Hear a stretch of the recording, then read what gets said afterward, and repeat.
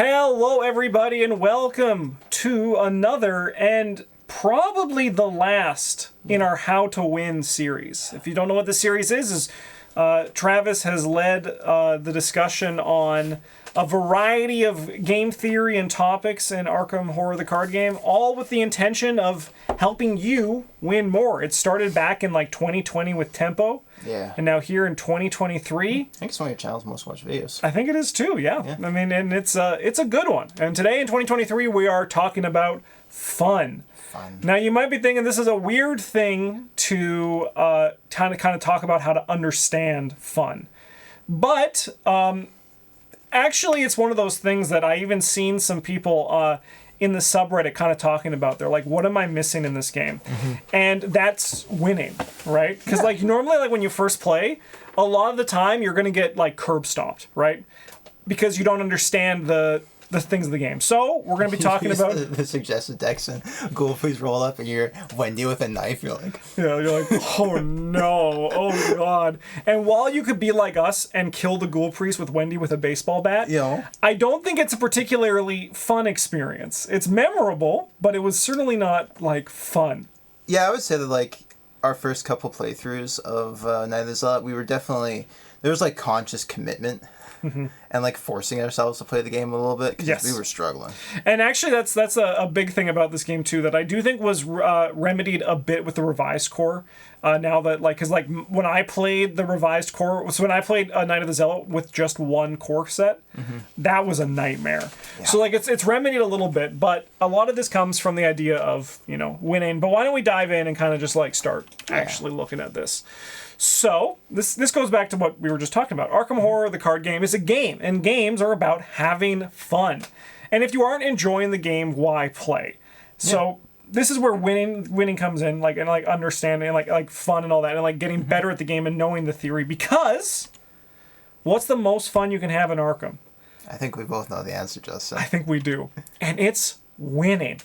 So, you could have, It is the most fun. Like I have the most fun when I'm kicking ass in this game. Yeah, when you're just cruising through a scenario that like you think it's one of the most fun I think that we've had.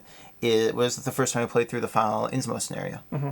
Like we had a blast just bullying the two Dagon and the two deep ones. Thank you. Yes, the bosses. The old ones, whatever. Yeah, I mean, and looking back, we look down that scenario a little bit because we appreciate the difficulty of the game a bit more, but still, the first time I played that, we had an absolute blast. Yeah. And, also what's fun, in addition to even just winning, is, going back to our previous topics, the fun feeling of, getting 3 clues in one action. Yeah. That'll very rarely get old, right? I was actually playing yesterday, because I stream on Tuesdays, but I was playing yesterday, and with Daisy, I drew 3 cards on a single investigate action. And, that's fun, yeah, right? No, I've been playing Rex with my most recent Scarlet Keys, and every time I commit deduction 2 and get 4 clues, I'm like... Yeah, and this is also where it all comes down to our first topic of tempo, right? And this is why winning is so important in this game, and getting better and maximizing your chances of winning is going to lead to more fun. In a way, this entire series was actually how to have fun. Yeah, it is. Yes, but fun is, and then we're getting ahead of ourselves. But the idea is that fun can also exist within certain things. If you go back to our understanding Jank, right? Still maximizing the efficiency of your silly deck idea. Because when even Bryn brings Bryn's Madhouse, we look at a deck, we always kind of look at it too, but how can we make this more functional, right? Yeah. Because that's the kind of thing. And then also player roles also help with that. Yeah, well there's an appeal to it, I guess. It's not fun for you or the people you're playing with if you sit down with a deck and it does nothing. And you show up, you're like, I'm going to be the monster killer, and then you can't ever kill monsters. And they're like... That's not fun. Yeah. As soon as your monster killer isn't killing monster and your clue getter now needs to solve problems, the clue getter's but I here to get the clue. Yeah, this isn't what I signed up for. Yeah. So Arkham is designed to be a difficult and challenging game, and winning isn't always part of the equation. So a good co-op game actively tries to make you lose. Yeah. Right? So if you are keeping pace, a good co-op game even further, it tries to make you lose if you're keeping with the pace of the game. You should... Assuming you do everything on par to just get by, you should still lose half of your games in a good co-op game, right?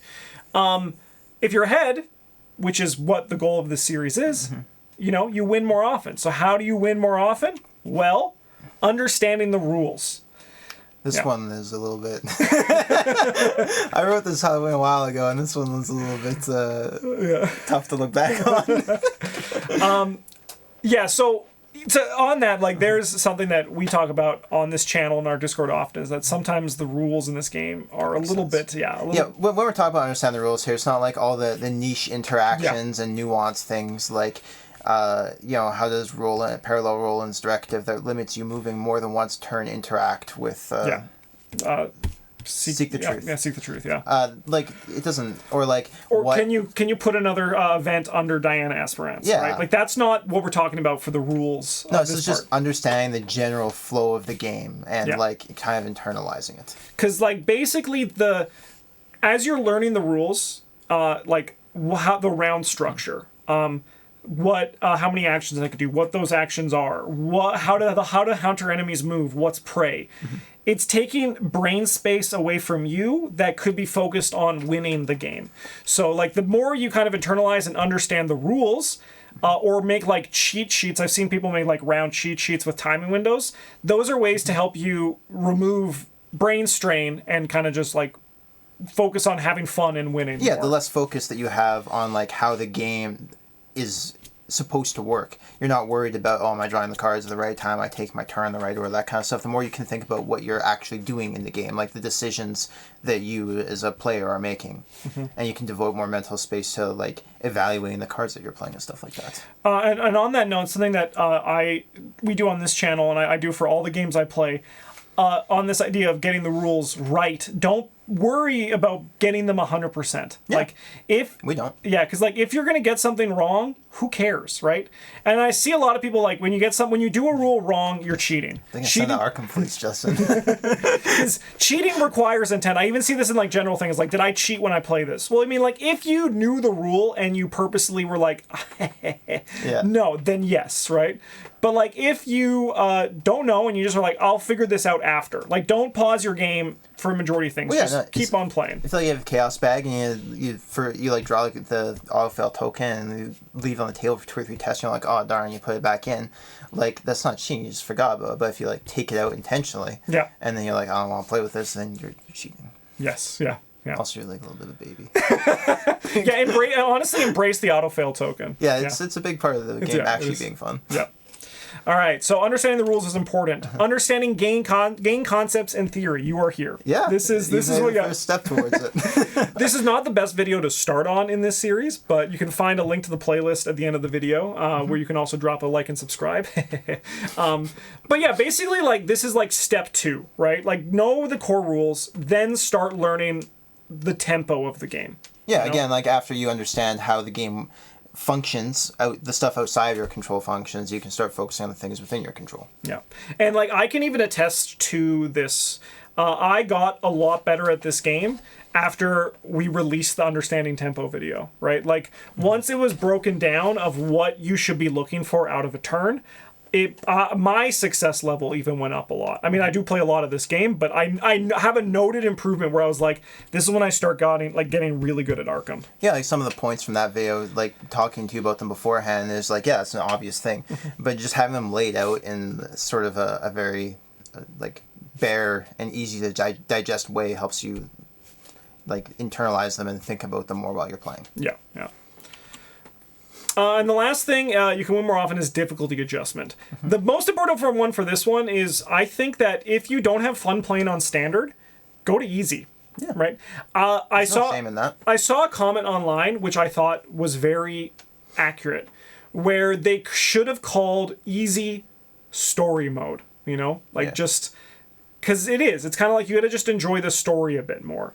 Yeah. And really, if standard is hard for you, odds are easy also will probably just feel like a good difficulty level. Like it won't be like easy, it'll just be your normal, right? It's also like why we stay on standard, because standard's fun for us. Yeah, it's more fun. We don't feel pressured to play more like narrow strategies. We don't feel pressured to play more efficient decks and stuff like that, which we still enjoy sometimes. But you know, if one of us brings a hyper efficient deck to the table, that lets the other two kind of slack off a little bit. Yeah, they can play something silly. Yeah, yeah. That actually happens a lot where Brent and Travis are like, they make their decks together and then they're like, Justin will probably bring something that can pick That definitely happened with our Edge of the Earth playthrough. I mean, that Winifred deck turned out near the end. That was this a deck was pretty functional too. Yeah. Oh, that went well.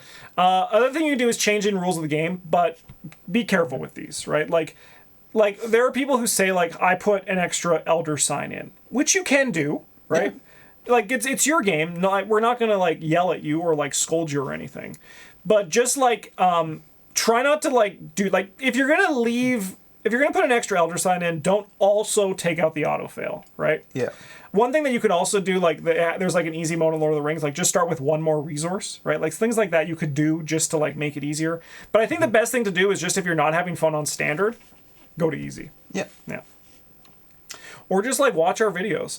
Yeah, how just to win. Get good. Yeah. Dark Souls at that. So how can you have fun outside of winning? So we talked about winning and like, all that, but there's also like those levels of fun within winning. Yeah, there's parts of the game that we enjoy that aren't exclusive. Sometimes we play a scenario and we crush it and everyone's just kind of like, hey. Yeah. We all enjoy it anyway, right? There's things you can do to kind of alleviate that. Yeah, or like when we played Mandy, and then our YouTube comments were like, we never want to see Mandy again. So next time we play Mandy, it's just going to have to be a jank Mandy, right? Like, they always are. It's true. So challenges. This is something that we do often, but Fantasy Flight Games actually provides challenges in the Return to and in some of the campaign books. Yep. So an example of this... Like achievements. Achievements, yeah. An example of this is like in Dunwich Legacy. Or right here. You just spoiled the ending. But like in Dunwich Legacy, for example, as there's one that's like, get Duke sacrificed as Ashcan Pete and win the campaign. Right? Yeah, and there's one here with your powers combined, shift 5 keys in a single turn. Yeah, right. Like it's cool things that you can aim for while playing. Yeah. To kind of like go further than just winning. Or even just see like how many of them can you do in a single run. Yeah. Something like that. Yeah. And you don't care, that takes the shift off of, or the focus off of like actually winning the campaign and more onto whatever you're trying to do. Yeah. Or rightfully trying to win the campaign and also do those things. Yeah, that's the actual difficult. I mean, some of them you're gonna, if you just punt every scenario, your little challenge thing, you're probably not gonna make it too far in the campaign. Yeah. So another thing you do is deck building gimmicks. This is something that we do all the time on the channel. So much. Gifting, rotating decks, which I think is a fun idea. People changing their decks. Also, it could be a really fun idea. It's super stupid, but I did it with the patrons. It could be fun. Is just you switch the investigators around, but the decks stay the same. That could be fun. It's kind of silly. Drafting is not great. Sealed is better. That's a much better way to play if you want to do a limited stealth thing. Options. But yeah, there's tons of things that you can do for that. And then trying for a specific storyline or ending. You can see us do this where we're like, I want to go specifically for this ending as opposed to Infinite this. Vengeance, Justin. Yeah. That one was tough, not recommended. Yeah, would not recommend if you're trying to win. Yeah. The other thing you can do is you can do role playing in your deck building and decisions. This is something that is fun to do, and the decks like aren't great, but once again, the fun comes with trying to make them as great as you can. Yeah. So we have here good guy Roland, the man who only makes moral and logical decisions. Yeah, in Roland's stories, he's described as like sort of the Boy Scout FBI agent. He got sent to Arkham because he interfered in a higher up FBI agents who was getting money out of a bootlegging operation. He's like, you can go to the middle of nowhere. Yeah. And an example here is the choice at the end of Last King. What would good guy Roland do, right? Yeah. And like just use those as part of your decisions. Another one we have here is God Warrior Zoe, who is blessed by God and looks to him for guidance. So this is like a blessed Zoe, but you kind of go like all in on it. Yeah. Right? Yeah. And like it's kind of fun too because then you can actually bring this into your game, right? Like and then like like you can get the kind of in jokes that come from it. Yeah, you draw like Smite the Wicked playing this deck, and you drop everything else to go kill it because God told you to. You gotta. Yeah, you gotta. Another one here is Rita and her boyfriend Peter Sylvester, who get wrapped up in a horror movie. So this one I think would be fun, just kind of playing with the tricks and traps and all that. And like you make sure they both get out alive, right? Mm-hmm. Yeah, or sacrifice Pete on the final turn. Yeah. Yeah. The other thing you can do is you can build around jank. This is what we talked about earlier. Try building decks around janky ideas or weird deck combos. And this should still be approached with winning in mind. You can see our Understanding Jank videos. We dive much deeper into this idea. Yeah. Yeah. Because, like, we know we play with one. a player who likes building, like doesn't want to build like 100% optimal decks, would rather like try to like build around things that are a little, or like make something work that is a little bit strange. Yeah, even you and I bring those to the table occasionally. Where we're like, hey, I think this card's neat. I wonder if I can make it work with this investigator or whatever. That's like where I've said it before, but I look back at the Justin who died somewhere, who built the Preston Fairmont Red Glove Man, ace in the whole deck. That sounds. I should revisit that because that sounds like a great time. But like, Who was that? Yeah, that would never cross my mind today. And the last thing is you can do like story creation or fun headcanons. Yeah, we have a lot of fun headcanons for the characters of this game. A lot of them date back to when we played Eldritch Horror and Arkham 2nd Edition. But they still exist in our games today, as I'm sure you know if you watch our videos. Man, we're gonna see Charlie Kane Vampire Hunter today. We are. Yeah. Well, like we are. Yeah. No, they are. No. You'll have to wait a few weeks. A long time. But yeah, no, like it's one of those things that just makes the game more fun. Kind of like while you're playing, just don't take it so seriously, right? Like tell jokes. These characters have stories behind them. There's a little blurb printed on the back of their cards, and there's that Investigators of Arkham book. Yeah. Some of them have novellas or like some novels have been written about their characters, but there's, for most of them, and that's probably for all of them, there's enough empty space you can kind of make up your own person. Yeah, you can kind of just like add on to it too. Like take the idea of when like whenever something bad happens to Mark Harrigan, he sees like, why Sophie, why, you know? Yeah.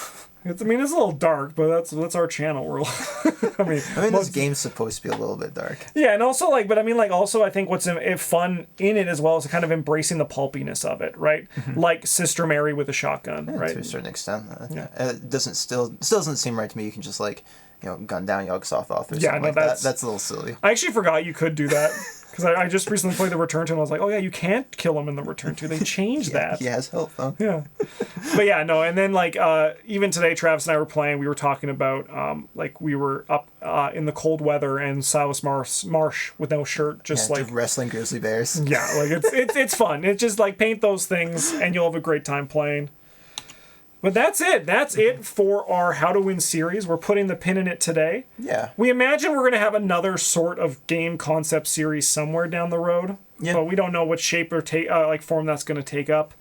But we've had this one in the bank for a while for me to pull out once we got through release season. And it's here. So hopefully you have had more fun playing Arkham just in your own experiences and exploration of the game, but also if our series have helped you do it, because this How to Win series has been a blast, and I've always liked making them and recording them, so hopefully you've enjoyed watching them and have had more fun in the process. Yeah, Bryn, Justin, and I all put a lot of effort into these How to Win videos over the last couple of years, and hope that they help you guys out.